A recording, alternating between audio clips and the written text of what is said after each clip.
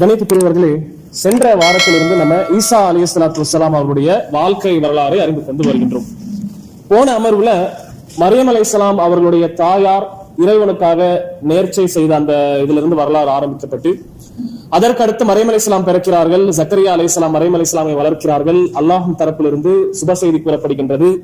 கலிமத்துல்லா, அல்லாஹ்வுடைய வார்த்தையில் என்று ஒருவராக ஈசா அலைஹிஸ்ஸலாம் பிறக்கிறார்கள். அந்த சமயத்திலே மரியம் அலைஹிஸ்ஸலாமுக்கு ஏற்பட்ட அந்த ஒரு இக்கட்டான ஒரு சூழ்நிலையிலே மக்கள் எல்லாம் மரியம் அலைஹிஸ்ஸலாமை தவறானவள் என்று அந்த அழைக்கக்கூடிய அந்த சமயத்திலே அல்லாஹ்வின் தரப்பிலிருந்து ஒரு மிகப்பெரிய அற்புதம் நடந்தது. ஈசா அலைஹிஸ்ஸலாம் சின்ன குழந்தையாக இருக்கும் பொழுது பேசினார்கள். நான் இன்னி அப்துல்லா என்று தன்னுடைய முதலாவது வார்த்தையாக நான் அல்லாஹ்வுடைய அடிமை என்று கூறினார்கள். மேலும் தொழுகை சம்பந்தப்பட்ட விஷயத்தை குறித்தும் பேசினார்கள். நான் நபியாக ஆக்கப்பட உள்ளேன் என்பதை குறித்தும் ஈசா அலைஹிஸ்ஸலாம் அந்த சமயத்திலே பேசினார்கள். அதாவது இப்ப அந்த வயசுல பேசி ஈசா அலைஹிஸ்ஸலாம் அதற்கப்புறம் பாத்தீங்கன்னா பெரியதாக ஆன பிறகுதான் என்ன பண்றாங்கன்னா திரும்பவும் பேசுறாங்க. சரியா? திருமறை குர்ஆனிலும் சரி, இன்னும் இன்னைக்கு இருக்கக்கூடிய பைபிள்லயும் சரி, அதுக்கப்புறம் என்ன நடந்தது என்பது வரலாறுல பதிவு செய்யப்படலை. ஏனென்றால் திருமறை குர்ஆன் என்பது வரலாற்று புத்தகம் கிடையாது. இதுல சில முக்கியமான விஷயங்கள் சொல்லப்பட்டிருக்கோ, படிப்பினைகள் பெறுவதற்காக அல்லாஹ் நமக்கு சொல்லியிருப்பான். அதனால இந்த சின்ன வயதுல பேசிய பிறகு ஈசா அலைஹிஸ்ஸலாம் எப்படி வளர்கிறார்கள் என்ற அந்த வரலாறு என்பது நமக்கு கிடைக்கல. கிட்டத்தட்ட 30வது வயசுல ஈசா அலைஹிஸ்ஸலாம் நபியாக தேர்ந்தெடுக்கப்படுறாங்க. எத்தனாவது வயசுல? 30வது வயசுல. 3 வருஷம் என்ன பண்றாங்க? ஈசா அலைஹிஸ்ஸலாத்து வஸ்ஸலாம் அல்லாஹ்வுடைய பாதையில மக்களை அழைக்கிறார்கள். அல்லாஹ் ஒருவனை வணங்க வேண்டும் என்று அந்த அழைப்பு பணியை ஈசா நபி அலைஹிஸ்ஸலாத்து வஸ்ஸலாம் புரிகிறாங்க. 3 வருடம் கழித்து என்ன நடக்குது? அல்லாஹ்வின் தரப்புல இருந்து ஏற்பாடு, அதுவும் ஒரு அற்புதம் தான். ஈசா அலைஹிஸ்ஸலாம் உயிரோடு கைப்பற்றப்படுகிறார்கள், உயர்த்தப்படுகிறார்கள். அந்த சம்பவம் நடந்துச்சு. இப்ப இந்த 3 வருஷத்துல தான் ஈசா அலைஹிஸ்ஸலாம் என்ன பண்றாங்கன்னா அல்லாஹ்வுடைய பாதையில மக்களை அழைக்கிறாங்க. பல சிரமங்களை அனுபவிக்கிறாங்க. சில பேர் ஏத்துக்கிறாங்க, அவங்க மீது நம்பிக்கை கொள்றாங்க. பல பேர் அவங்க மீது நம்பிக்கை கொள்ளவில்லை. சரியா? நான் உங்களுக்கு ஒரு வசனத்தை ஆரம்பத்துல ஓதி காண்பிச்ச நண்பர்களே, இந்த வசனம் என்பது ஈசா அலைஹிஸ்ஸலாமுக்கும் அல்லாஹ்வுக்கும் நாளை மறுமை நடக்கக்கூடிய உரையாடலை பேசக்கூடிய வசனம். சூரத்துல் மாயிதாவுடைய இறுதி வசனங்கள்ல ஒரு வசனமாக இருந்து இருக்கு. நாளை அல்லாஹ் ஈசா நபிய என்ன செய்வான்? சில கேள்விகளை கேட்பான்.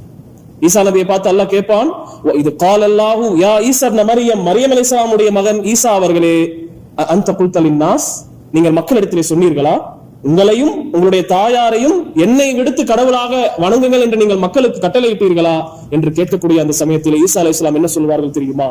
கால சுப்ஹானக், யா அல்லாஹ் நீ பரிசுத்தமானவன், நீ தூய்மையானவன்.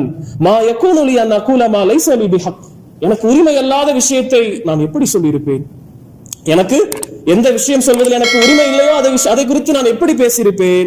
யா அல்லாஹ்வே, நான் உயிர் வாழ்ந்த காலத்திலே சுப்ஹானல்லாஹ், ஈசா அலைஹிஸ்ஸலாம் சொல்வாங்க, இன் குன்து குல்துஹு ஃபகத் அலிம்த, நான் கூறி இருப்பேன் என்றால் அதை நீ அறிந்திருப்பாய்.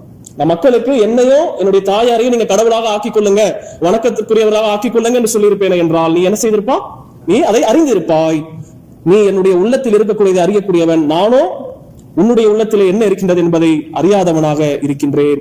மா குல்து லஹும் இல்லா மா அமர்தனி பிஹி, நீ எனக்கு எதை கட்டளையிட்டாயோ அதைத்தான் நான் ஏவினேன். அல்லாஹ் என்ன கட்டளையிட்டா? அனேபுதுல்லாஹ், அல்லாஹ் ஒருவனை மட்டுமே வணங்க வேண்டும் என்ற கட்டளை, அதைத்தான் நான் மக்களுக்கு ஏவி இருந்தேன். நான் உயிரோடு இருக்கக்கூடிய வரையிலே, நான் அவர்களுக்கு மத்தியிலே இருக்கக்கூடிய வரையிலே அல்லாஹ் ஒருவனை வணங்க வேண்டும் என்று தான் நான் சொல்லி இருந்தேன். அதுக்கப்புறம் ஈசா அலைஹிஸ்ஸலாம் சொல்வாங்க, ஃபலம்மா தவஃபைதனி குன்த அன்த ரகீப அலைஹி வ அன்த அலா குல்லி ஷைஇன் கதீர். அதாவது என்ன சொல்வாங்கன்னா, நான் சென்ற பிறகு என்ன நடந்தது என்பது அது எனக்கு தெரியாது. அப்போ ஈசா அலைஹிஸ்ஸலாம் என்ன பண்ணுவாங்க? அல்லாஹ் கேட்கக்கூடிய கேள்விக்கு மறுத்துட்டு போயிடுவாங்க, எதுவுமே சொல்லல என்று சொல்லுவாங்க. அப்ப அந்த சமயத்துல நம்ம சிந்திக்கணும், இன்று ஈசா நபியை கடவுளுடைய குமாரன் என்று எடுத்துக்கொண்டவர்கள், இன்று ஈசா நபியை 3 பேர்ல ஒருவர், 3 இறை கடவுள்கள்ல ஒருவர், அதாவது கடவுள் என்பது 3 பரிணாமத்தில் இருக்கிறார், பிதா, சுதன், பரிசுத்த ஆவி. அப்போ அந்த சுதன் என்பவர் குமாரன், சுதன் பிதா. அப்போ அந்த மாதிரி எடுத்துக்கொண்டிருக்கக்கூடிய அவர்களுடைய நிலைமை நாளை மறுமையிலே என்ன ஆகும் என்பதை நாம் சிந்திக்க வேண்டும். எத்தனை பேர் இன்னைக்கு ஈசா நபியை, ஜீசஸ் கடவுளாக ஆக்கி கொண்டு இருக்கிறாங்க. ஆனா மறுமையில ஜீசஸ் என்ன பண்ணுவாங்க? மறுப்பாங்க. அவங்களுடைய நம்பிக்கையை உறுதிப்படுத்த மாட்டாங்க. அப்போ கண்ணியத்திற்குரியவர்களே, இதை நாம் அறிந்து என்ன செய்ய வேண்டும்? நம்முடைய நண்பர்களுக்கு, கிறிஸ்தவத்தில் இருக்கக்கூடிய நம்முடைய சகோதரர்களுக்கு உண்மையான ஈசா அலைஹிஸ்ஸலாம் என்ன சொன்னார்கள் என்பதை நாம் என்ன செய்யணும்? அழகான முறையில் அவங்களுக்கு எடுத்து சொல்லணும். குர்ஆன்ல சொல்லப்பட்டிருக்கு. இன்னும் பைபிள்ல கூட ஈசா அலைஹிஸ்ஸலாம் எந்த ஒரு இடத்திலும் ஜீசஸ் என்னை வணங்குங்கள் என்று எந்த ஒரு இடத்துல, இப்ப இருக்கக்கூடிய பைபிள்ல கூட எந்த ஒரு வசனமும் கிடையாது நண்பர்கள். அந்த விஷயத்தை என்ன செய்யணும், நம்ம முடிஞ்ச வரைக்கும் நம்முடைய நண்பர்களுக்கு எடுத்து சொல்லணும். சரி, இப்போ ஈசா அலைஹிஸ்ஸலாத்து வஸ்ஸலாம் அவர்கள் அல்லாஹ் ரப்பல் ஆலமீன் என்ன செய்யறானா, அவர்களுக்கு சில அற்புதங்களை அல்லாஹ் ரப்பல் ஆலமீன் கொடுக்குறான். முதலாவது அற்புதம் என்ன, குழந்தையாக இருக்கும்போது பேசுறாங்க. அதுக்கப்புறமாக அழைப்பு பணி செய்யும் பொழுது சில அற்புதமான சில விஷயங்களை அல்லாஹ் ரப்பல் ஆலமீன் ஈசா அலைஹிஸ்ஸலாமுக்கு கொடுக்கிறார். அதுல ஒரு அற்புதம் என்னவென்றால், களிமண்ணிலிருந்து பறவை போன்ற ஒரு உருவத்தை வடிவமைத்து அதிலே ஊதுவதன் காரணமாக அல்லாஹ்வுடைய அனுமதியோடு அது பறவையாக பறக்கும். இது ஒரு அற்புதமாக இருந்துச்சு. என்ன செய்வாங்க, களிமண்ணில இருந்து பறவை போன்ற ஒரு டிசைனை பண்ணுவாங்க, அதுல ஊதுவாங்க, அல்லாஹ்வுடைய உதவி கொண்டு அது பறவையாக மாஷா அல்லாஹ் உயிர் பெற்று அது பறக்கும். இது ஒரு அற்புதமாக அல்லாஹ் ரப்பல் ஆலமீன் ஈசா நபிக்கு கொடுத்தான். அதை விட மிகப்பெரிய ஒரு அற்புதம் என்னவென்றால், பிறவி குருடரையும் வெண்குஷ்டத்தில் இருக்கக்கூடியவர்களையும் ஈசா அலைஹிஸ்ஸலாம் என்ன செய்வாங்க, அவங்களுடைய அந்த நோயை போக்குவாங்க. எதை கொண்டு, அல்லாஹ்வுடைய அனுமதியை கொண்டு. அதுக்கப்புறம் மரணித்தவர்களை உயிர்ப்பிப்பார்கள். சுப்ஹானல்லாஹ், எப்படிப்பட்ட ஒரு அற்புதம். மரணித்தவர்களை, அதாவது மண்ணறையில யார் மரணிச்சு இருக்கிறாங்களோ அவங்க என்ன செய்வாங்க, உயிர்ப்பிப்பார்கள் அல்லாஹ்வுடைய உதவியை கொண்டு. ஏன் இந்த அற்புதங்களை அல்லாஹ் அவங்களுக்கு கொடுத்தான் தெரியுமா? அந்த காலத்துல சுப்ஹானல்லாஹ், அந்த காலத்துல வாழ்ந்த மக்கள் மருத்துவத்தில் நாங்கள் உயர்ந்தவர்களாக இருக்கிறோம், நாங்கள் தான் சிறந்தவர்கள் அப்படின்னு தங்களை தாங்களே பெருமை அடிக்கக்கூடிய அந்த சமயத்துல அல்லாஹ் என்ன செஞ்சான், இந்த ஒரு அற்புதத்தை கொடுத்து, அதாவது உங்களுக்கு மேல ஒருத்தர் இருக்கிறா என்பதை அல்லாஹ் ரப்பல் ஆலமீன் சுப்ஹானல்லாஹ் அதை உறுதிப்படுத்தினார். அதாவது குருடர் ஒருத்தர் நல்ல பார்வையோட பிறக்கிறார் வைங்களேன், இடையில பார்வை பறிப்போதுன்னா மருத்துவத்தினால சில சமயங்கள் என்ன பண்ண முடியும், ட்ரீட்மெண்ட் பண்ணி சில நேரங்களில் வாய்ப்பு இருக்கு. ஆனா பிறவி குருடர், அதாவது பிறக்கும் பொழுதே குருடராக ஒருவர் பிறக்கிறார் என்றால் அவரை ட்ரீட்மெண்ட்னால எனக்கு தெரிஞ்சு கியூர் பண்ண முடியாது. ஆனா ஈசா நபி என்ன பண்ணாங்க, பிறவி குருடரை கூட அல்லாஹ்வுடைய உதவியை கொண்டு என்ன செஞ்சாங்க, குணப்படுத்தினார்கள் என்பதை நாம் நாம் அவங்களுக்கு கொடுத்த அற்புதமாக நாம் அறிந்து கொள்கின்றோம். இன்னும் என்ன அற்புதங்களை ஈசா அலைஹிஸ்ஸலாமுக்கு அல்லாஹ் கொடுத்தான் என்றால், வஉனபிஉக்கும் பிமா தஅகுலூன வமா தத்தஃபிரூன ஃபி புயூத்திக்கும்.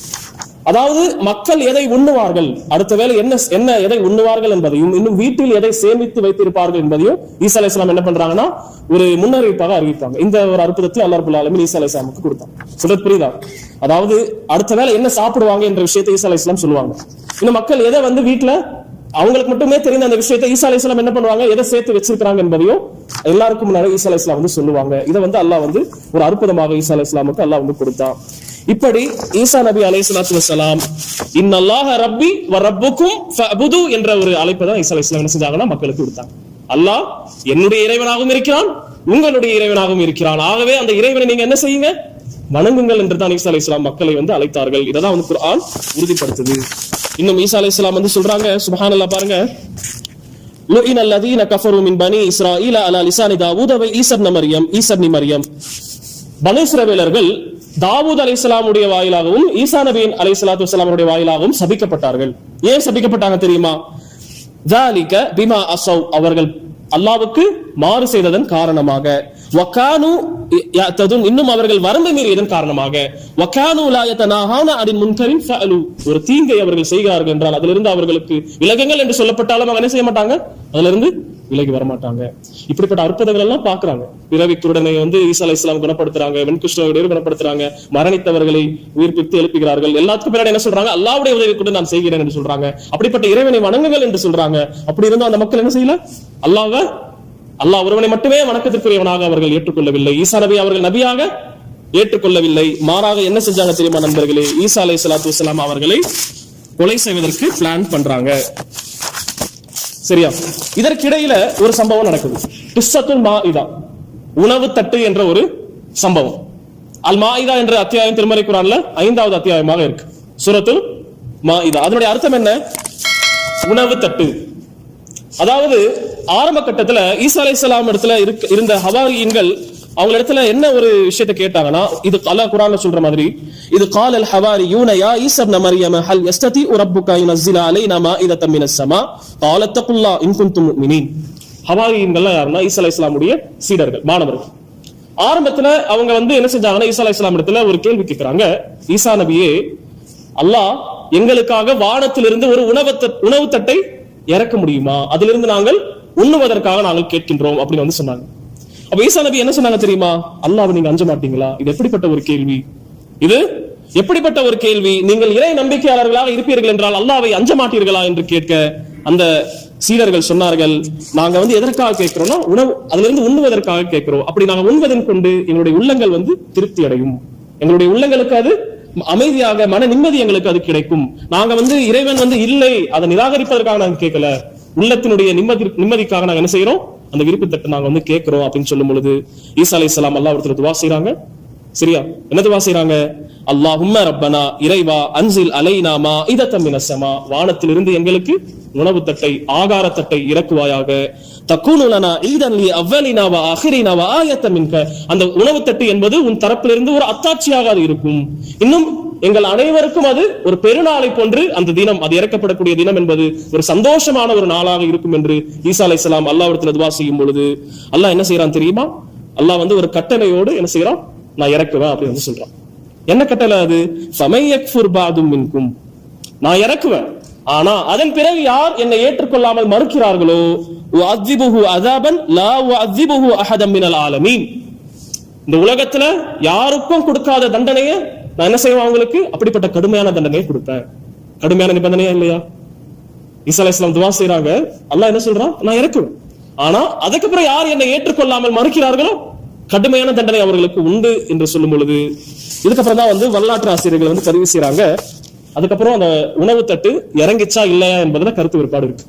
சில பேர் என்ன சொல்றாங்கன்னா, அல்லாஹ்வின் தரப்பிலிருந்து கடுமையான நிபந்தனை வந்த அந்த சமயத்துல ஹவாரியன்கள் என்ன சொல்லிட்டாங்க ஈசா அலைஹிஸ்ஸலாம் இடத்துல, அப்படி என்றால் எங்களுக்கு வேணாம் அப்படின்னு சொல்லி மறுத்துட்டாங்க. அதனால அந்த மாயிதா என்று சொல்லக்கூடிய உணவு தட்டு இறக்கப்படவில்லை என்று சில வரலாற்று ஆசிரியர்கள் பதிவு செய்யறாங்க. சில வரலாற்று ஆசிரியர்கள் சொல்லும் பொழுது என்ன சொல்றாங்கன்னா, இல்ல, அந்த உணவு தட்டு என்பது அல்லாஹ்வின் தரப்பிலிருந்து இறக்கப்பட்டுச்சு, ஆனா அதற்கப்புறம் என்ன நடந்தது என்பது நமக்கு குர்ஆனிலும் இல்ல, ஹதீஸிலும் இல்ல என்பதாக பதிவு செய்யறாங்க. அப்ப நமக்கு என்ன படிப்பினா, இந்த வரலாறுல இருந்து அதாவது பாத்தீங்கன்னா அல்லாஹ்வை நம்ம அப்படியாக நம்ம என்ன செய்யணும்னா, எந்த சந்தேகம் என்று இறைவனை நம்ம இறைவனாக ஏற்றுக்கொள்ளணும், எந்த சந்தேகமும் நம்ம படக்கூடாது. சொல்றது புரியுதா? ஆனா இந்த சம்பவத்திற்கு பிறகு என்ன நடந்தது என்பது நமக்கு போதுமான கல்வி அந்த விஷயத்துல இல்லை என்பதனால நாமும் என்ன செய்யணும், மௌனமாக இருக்கிறது தான் நமக்கு சிறந்த ஒரு விஷயமாக இருக்கு. சொல்றது புரியுதா? அந்த சம்பவம் ஈசா அலைஹிஸ்ஸலாம் துவா செய்றாங்க, அந்த உணவு தட்டு இறக்கப்படுது, ஆனா அதுக்கப்புறம் என்ன ஆச்சு என்பது அல்லாஹ் ஒருவனுக்கு மட்டும்தான் தெரியும் என்பதா நம்ம நம்பிக்கை கொள்ளணும். சரி, ஹவாரியன்களை பற்றி நான் ஏற்கனவே சொல்லியிருந்தேன். ஹவாரியன்கள்லாம் யாரு? ஈசா அலைஹிஸ்ஸலாமுடைய சீடர்கள். ஈசா அலைஹிஸ்ஸலாமுக்கு ரொம்ப நெருக்கமாக இருக்கக்கூடிய மாணவர்கள் தான் ஹவாரியன்கள். 12 பேர் இருந்தாங்க. சொல்றது புரியுதா? இவங்களை குறித்து அல்லாஹ் ரப்பல் ஆலமீன் குர்ஆன்ல ரொம்ப அழகாக பெருமையாக அல்லாஹ் பெருமிதமாக அல்லாஹ் ரப்பல் ஆலமீன் சொல்கின்றான், ஃபலம்மா அஹஸ்ஸ ஈசா மின்ஹுமுல் குஃப்ர, ஈசா நபி மக்கள் அவர்களை ஏற்றுக்கொள்ளாமல் புறக்கணிக்கிறார்கள், அவர்களை மறுக்கிறார்கள் என்ற அந்த இறை மறுப்பை மக்களிடம் இருந்து ஈசா நபி உணர்ந்த அந்த சமயத்திலே அவர்கள் கூறினார்கள், மன் அன்சாரி இலல்லாஹ், அல்லாஹ்வுக்காக என்னிடத்தில் எனக்கு உதவி செய்யக்கூடியவர்கள் யார்? அதாவது யூதர்கள் சில பேர் தான் ஈசா நபியை நபியாக ஏற்றுக்கொண்டாங்க, நிறைய பேர் என்ன செய்யறாங்க, அவர்களை மறுக்கிறாங்க. அந்த சமயத்தில் ஈசா நபி கேட்கிறாங்க, அல்லாஹ்வுக்காக எனக்கு உதவி செய்யக்கூடியவர்கள் யார் என்று கேட்கும் பொழுது சுப்ஹானல்லாஹ், அந்த ஹவாரியன்கள் சொல்கிறார்கள், காலல் ஹவாரியூன நஹ்னு அன்சாருல்லாஹ், ஈசா நபியே நாங்கள் உங்களுக்கு என்ன செய்கிறோம், அல்லாஹ்வுக்காக உதவி செய்கிறோம், உங்களுக்கு உறுதுணையாக இருக்கிறோம். ஆமன்னா பில்லாஹ், நாங்கள் அல்லாஹ்வின் மீது நம்பிக்கை கொண்டிருக்கிறோம். வஷ்ஹத் பி அன்னா முஸ்லிமூன், இன்னும் நாங்கள் அல்லாஹ்வையே ஏற்றுக்கொண்ட அவனுக்கு கீழ்ப்படியக்கூடிய ஒரு முஸ்லிம்களாக நாங்கள் இருக்கின்றோம் என்று ஹவாரியன்கள் ஈசா அலைஹிஸ்ஸலாமுக்கு உறுதி கொடுத்தாங்க. என்ன நடந்துச்சு அதுக்கப்புறம்? சுப்ஹானல்லாஹ், வரலாற்று ஆசிரியர்கள் பதிவு செய்யறாங்க, ஹவாரியன்கள் ஈசா அலைஹிஸ்ஸலாமோடு சேர்ந்து தாவா பணியில உறுதுணையாக இருக்கக்கூடிய காரணத்தினால இன்னும் சில பேர் என்ன செய்யறாங்க, இஸ்லாத்தை ஏற்றுக்கொள்கிறார்கள். நான் சொன்ன வார்த்தையை கவனிச்சீங்களா? என்ன சொன்ன? ஹவாரியன்கள் ஈசா அலைஹிஸ்ஸலாமோடு தாவா பணியில் இருக்கக்கூடிய அந்த சமயத்துல இன்னும் சிலர் யூதர்களில் இருந்து இஸ்லாத்தை தழுவுகிறார்கள். இஸ்லாத்தை தழுவுகிறார்கள் நான் சொன்னேன். எதற்காக இதை சொல்றேன்? ஏன்னா ஆரம்பத்திலிருந்து அல்லாஹ்வால் அங்கீகரிக்கப்பட்ட மார்க்கம் என்றால் அது இஸ்லாம். இஸ்லாம் என்றால் அல்லாஹ்வுக்கு கட்டுப்படுவது, அல்லாஹ்வுக்கு அடிபணிவது, ஒரு இறைவனை இறைவனாக, அல்லாஹ்வை இறைவனாக ஏற்றுக்கொள்வது, அவனை மட்டுமே வணங்குவது, இதுதான் என்னது? இஸ்லாம். மூசா நபி கொண்டு வந்த மார்க்கமும் என்ன? இஸ்லாம். ஆதம் அலைஹிஸ்ஸலாம், நூஹ் நபி, இந்த மாதிரி எத்தனை நபிமார்கள் வந்தார்கள், எல்லாரும் எதை கொண்டு வந்தாங்க? இஸ்லாத்தை தான் கொண்டு வந்தாங்க. அல்லாஹ் ஒருவனை மட்டுமே வணங்க வேண்டும் என்ற அந்த இஸ்லாமிய அந்த கொள்கையை தான் கொண்டு வந்தாங்க. அப்ப ஈசா நபி எதற்காக வந்தாங்க? மக்களுக்கு அல்லாஹ் ஒருவனை ஏற்றுக்கொள்ளுங்கள், அவனை மட்டுமே நீங்கள் வணங்குங்கள் என்று அந்த இஸ்லாத்தை தான் கொண்டு வந்தாங்க. அப்போ சில பேர் நம்மள என்ன நினைக்கிறாங்கன்னா, இஸ்லாம் என்பது 1400 வருஷங்களுக்கு முன்னாடி தான் வந்துச்சு அப்படின்னு முஸ்லிம்களுக்கு சில பேர் நினைக்கக்கூடியவர்களும் இருக்கிறார்கள். அது தவறான புரிதல் என்பதை அறிந்து கொள்ள வேண்டும். ஆரம்பத்திலிருந்து அல்லாஹ்விடத்தில் இருக்கக்கூடிய மார்க்கம் என்ன? இஸ்லாம் என்பதை நாம் அறிய கடமைப்பட்டிருக்கின்றோம். சரி, இப்படி ஹவாரியன்கள் ஈசா அலைஹிஸ்ஸலாமோடு சேர்ந்து என்ன செய்யறாங்க? தாவா பணியில் ஈடுபடுறாங்க. அந்த சமயத்துல என்ன நடக்குதுன்னா, ஏற்கனவே சொன்ன மாதிரி இந்த யூதர்கள் ரொம்ப முரண் பிடிச்சவங்க. இவ்வளவு பெரிய அற்புதங்களை எல்லாம் பாக்குறாங்க, பார்த்த பிறகு என்ன செய்யணும்? அவங்க ஈசா நபிய நபியாக ஏத்துக்கல. ஆனா என்ன செஞ்சாங்க தெரியுமா? அந்த ஈசா நபியை கொலை செய்யணும் என்று சதி வேலைகளில் ஈடுபடுகிறார்கள்.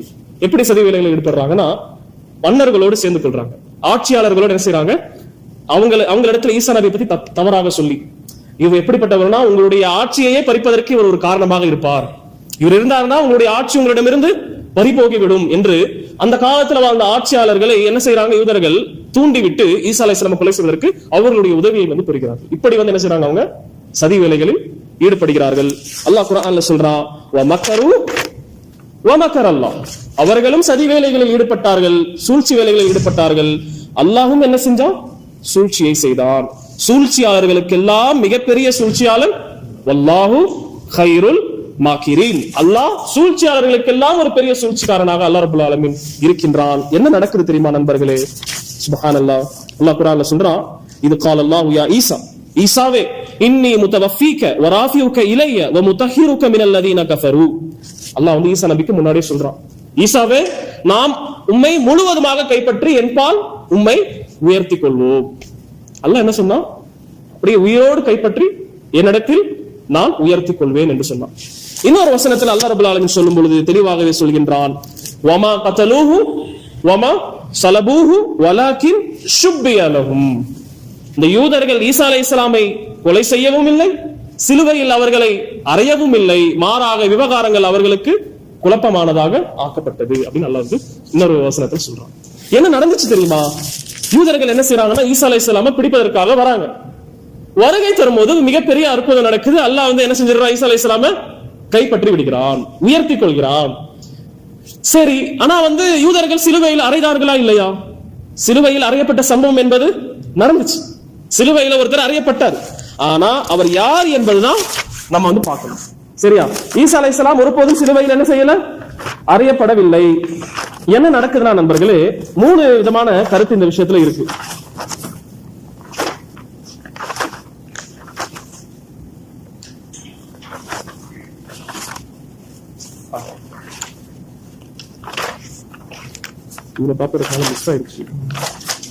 சரி,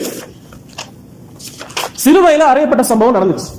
என்னன்னா 3 விதமான கருத்து நண்பர்கள். முதலாவது கருத்து என்னன்னா, அந்த போலீஸ் அதிகாரியில மிகப்பெரிய உயர்ந்த அதிகாரியாக இருக்கக்கூடிய ஒருவர் ஈசா அலைஹிஸ்ஸலாமை பிடிப்பதற்காக உள்ள போறார். சரியா? உள்ள போகும்பொழுது என்ன நடக்குது? அல்லாஹ் சுவற்றில் துளையிடப்பட்டு அந்த துளையின் வாயிலாக ஈசா அலைஹிஸ்ஸலாமை அல்லாஹ் என்ன செஞ்சிடறான்? உயர்த்தி கொள்கிறான், வானவர்களுடைய உதவி கொண்டு. வானவர்கள் என்ன செய்யறாங்க? ஈசா அலைஹிஸ்ஸலாமை கூட்டிட்டு போயிடுறாங்க. எந்த உயர் அதிகாரி ஈசா அலைஹிஸ்ஸலாமை பிடிப்பதற்காக வருகிறானோ அவனுடைய முகம் என்பது மாறி விடுகின்றது.